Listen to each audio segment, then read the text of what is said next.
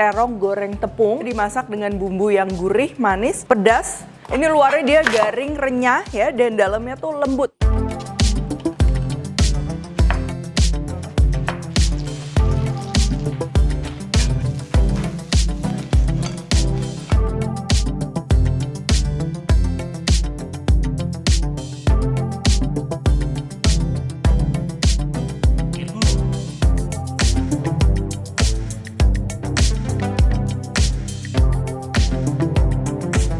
Semua buku keduaku sudah terbit ya, kalian bisa dapatkan secara online atau di toko buku seluruh Indonesia. Jangan sampai kehabisan.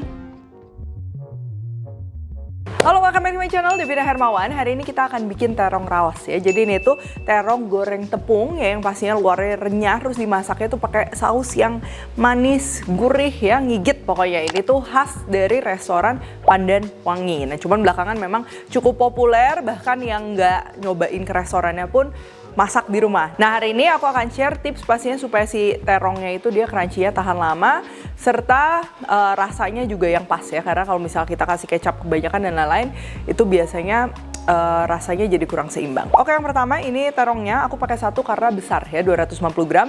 Kalau kalian yang kecil mungkin bisa pakai 2 atau mau lebih akurat resepnya bisa ditimbang. Nah, untuk adonan goreng tepungnya ini ada tepung terigu, aku campur pakai tepung beras. Kalau kalian lagi nggak ada tepung beras bisa diganti tepung tapioka juga, itu ngebantu renyahnya ya. Baking powder, kalau kalian nggak ada baking powder bisa pakai baking soda tapi takarannya dikurangi. Cuka ya, selain cuka bisa pakai jeruk nipis peres. Pokoknya kita perlu yang asid supaya nanti teksturnya tuh dia lebih ngembang, lebih renyah ya.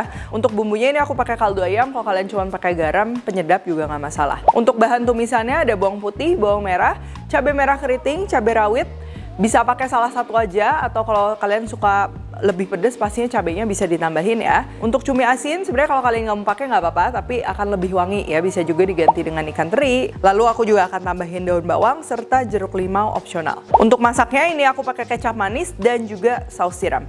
Oke, yang pertama ini kita akan bikin si terong yang digoreng tepung dulu ya. Jadi ada dua proses yang penting banget menurutku. Yang pertama ini komposisi adonan ya, supaya si terong goreng tepungnya itu dia renyah ya, dan nggak krauk-krauk gitu, nggak keras ya.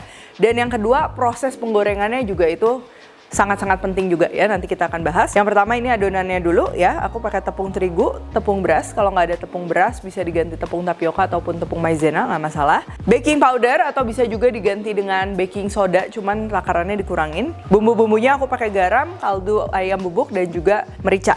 Nah, untuk ngaduk adonan basah ya, kita bisa masukin airnya tuh sebagian-sebagian dulu karena lebih mudah untuk ngaduk si tepungnya itu supaya nggak menggumpal. Nah, kelihatan ya kalau tepungnya udah nggak ada gumpalan, baru kita masukkan sisa airnya. Serta ini aku tambahin juga cuka ya, kalian bisa ganti dengan jeruk nipis dan lain-lain. Tuh, perhatikan konsistensinya, ini dia cukup kental seperti ini ya, supaya bisa nge-coating si terongnya itu dengan baik ya. Kalau lebih cair lagi biasanya jadi jatuhnya tuh kayak tempura, dan kalian perlu lapisin dulu si terongnya tuh ke tepung kering baru tepung basah. Nah, kalau tepung yang kental kayak gini kita bisa langsung aja masukin terongnya. Nah, untuk terongnya ini kita potong sekitar 3 mm karena kalau semakin tebal kandungan airnya tuh semakin banyak ya. Jadi agak susah untuk bikin terong goreng tepungnya itu crunchy tahan lama. Nah, ini dipotongnya bebas ya, mau bulat-bulat mau diiris miring kayak gini, ini nggak masalah. Panaskan minyak dan terongnya ini langsung aja kita masukin ke adonan basahnya. Nah, yang pertama untuk minyaknya, pastikan minyaknya ini cukup banyak kalau kita mau goreng terongnya tuh sekaligus. Pakai api sedang aja cukup ya, yang penting ini minyaknya udah panas. Dan langsung aja terongnya tuh kita goreng ya, dengan dicelup ke adonan basahnya dulu. Kalau kalian pakai minyaknya tuh lebih sedikit dari ini, berarti goreng terongnya tuh jangan sekali jadi ya, nanti gagal dan nggak bisa mengembang. Nah, kalau wajannya udah penuh, ini kita goreng sesaat. Dan begitu kalian bisa lihat ya, ini si struktur luarnya tuh udah agak crunchy. Ini kita bisa kecilin apinya ke sedang kecil ya, bukan yang paling kecil banget tapi sedang kecil. Dan ini perlu digoreng sampai dia kering dan kadar air di terongnya itu dia berkurang. Ini salah satu tips juga supaya si terongnya tuh awet tahan lama. Nah, kalau kalian mau masaknya tuh untuk catering atau misalnya untuk nasi box dan lain-lain yang nggak disajikan langsung, bisa juga menggunakan teknik double fry, itu lebih disarankan. Jadi goreng terongnya sampai dia udah mengembang dan juga strukturnya itu mulai terbentuk, cuman warnanya itu belum golden brown ya. Itu bisa diangkat, dibiarin sampai melempem. Jadi sengaja dibiarin sampai melempem, sampai dingin. Nanti kurang lebih sekitar 15 menit kemudian baru goreng kembali itu biasa si crunchy-nya tahan lama. Tapi karena kali ini aku buat langsung makan ya, jadi kita cukup digoreng aja sampai benar-benar garing menggunakan api sedang kecil kayak gini. Nah ini aku goreng juga cukup lama ya, sekitar 6-7 menit. Walaupun sebenarnya si terongnya tuh matangnya cepet banget, cuman kita perlu waktu untuk bikin si struktur dari goreng tepungnya si terong tuh dia garing ya, jadi nggak gampang melempem lagi. Oke, kalau udah kayak gini tinggal kita tiriskan, tuh warnanya juga jangan lupa sampai golden brown kayak gini ya. Dan selanjutnya kita siapkan untuk bahan tumisannya. Ini mulai dari bawang putihnya kita akan cincang, bawang merahnya diiris-iris, cabai merah keriting juga sama, aku mau iris-iris miring kayak gini. Berikut cabai rawitnya. Untuk daun bawang juga sama ya, ini aku mau iris-iris. Dan untuk cumi asinnya, ini aku udah rendam dulu di air panas ya.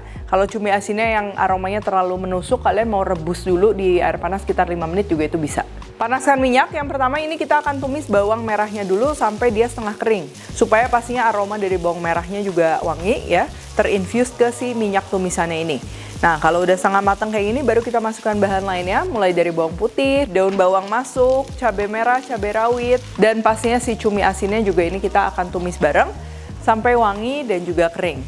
Nah, untuk penggunaan api ini pakai api sedang aja ya, tumis sampai wangi ya. Terus kalau misalnya kalian mau bikin yang untuk catering, nasi box, numis cabai dan lain-lainnya juga ini kalau bisa dia sampai agak kering supaya nanti nggak basah ke terongnya. Nah, kalau udah kayak gini, sausnya ini kita masukin ya, kecap manis dan juga saus tiram. Kecap manis jangan kebanyakan ya, aku udah tulis si resep lengkapnya tuh di description box. Dan gak ketinggalan gula pasir, kaldu bubuk, langsung kita masukin terongnya, ini diaduk aja sampai merata. Nah pada saat kecap manis sudah masuk harus diaduk terus ya, karena pastinya gampang gosong. Lalu gula pasir yang tadi kita tambahin juga ini ngebantu si terong raosnya ini tuh dia sedikit terkaramelize ya, jadinya mengkilap. Nah kalau ini kalian bisa peresin sekarang atau bisa juga jadi garnish. Aku suka tambahin sedikit jeruk limau, itu dia bakal kasih aroma lebih wangi lagi.